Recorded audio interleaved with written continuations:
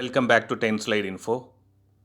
In one of my previous videos, I mentioned that DRDO might be performing a development trial of the Nirbhai long-range cruise missile with indigenous small turbofan engine.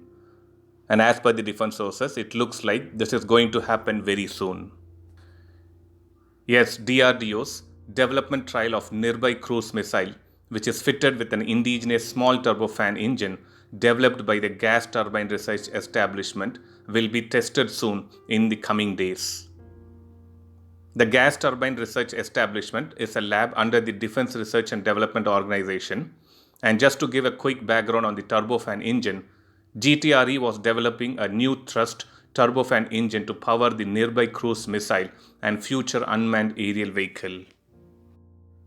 Just to give a quick intro about this missile, Nirbhai is India's first indigenously designed and developed long-range cruise missile that can carry 200 to 300 kilogram warheads and can strike land targets at a distance of up to 1000 kilometers.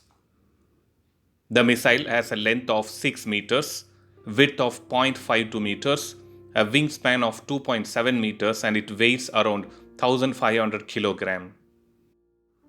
The Nirbhai missile has a range of 1000 km and it is capable of delivering 24 different types of warheads depending on the mission requirements. The Nirbhai cruise missiles are presently powered by the Russian-made NPO Saturn 36MT mini turbofan engines, and DRDO wanted to validate their indigenous short turbofan engine propulsion system so that it can enter full-scale production from 2021 tentatively. Another good thing is that Indian Navy has agreed to work along with DRDO to come up with a new class of long-range land attack cruise missile with longer range compared to the Indian Army and Indian Air Force variant. Indian Navy has plans to equip these planned long-range missiles on frontline naval warships and attack submarines, which includes even the upcoming 6 Project 75I conventional diesel submarines.